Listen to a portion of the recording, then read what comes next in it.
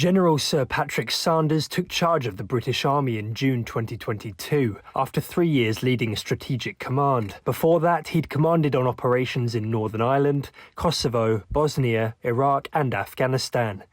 Soon after becoming Chief of the General Staff, he cancelled an overseas deployment by 3 para following a number of disciplinary incidents. Before stepping into his role, the decision had been made to reduce the Army's target strength from 82,000 to 72,500 by 2025. However, the General has spoken out against the cuts and called for them to be reversed, while also challenging the age of the Army's vehicle fleet, all within his first year. Recruitment into the service has continued to struggle during his time in charge, contributing to lower numbers regardless of target figures.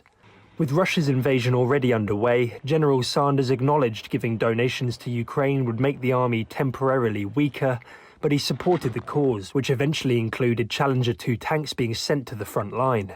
The army's also been heavily involved in training Ukrainians on Operation Interflex.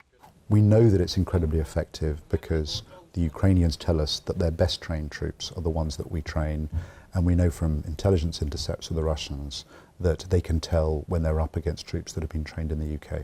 The war's highlighted gaps in the British Army's inventory, he said, and it also prompted a refresh of the UK's Defence Review, which saw no changes to personnel cuts, but commits to a smaller vehicle fleet, new and more digitised.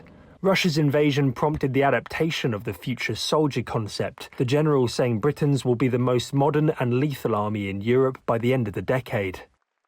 We will be fielding over 200 armoured fighting vehicles every year for the next 5 years. And that's Challenger 3, that's Ajax, that's Boxer. It'll be a new mobile fires platform, so a replacement for the AS-90. We've got 50 AH-64 Echoes, the attack helicopters. During uncertain times in European defence, General Sanders has led the army as it deployed on landmark exercises.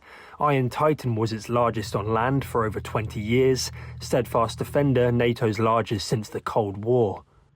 Having opened up on his own mental health struggles, he's also gone on record urging struggling personnel to seek help.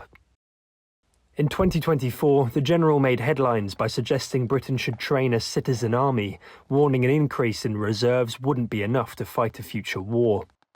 During his tenure, the army has contributed to both the funeral of Queen Elizabeth II and the coronation of the King. Stepping down from his role, General Sanders is leaving behind an army career spanning almost 4 decades. Tom Sable's Forces News. Thanks for watching. For more from Forces News, like and subscribe to our channel.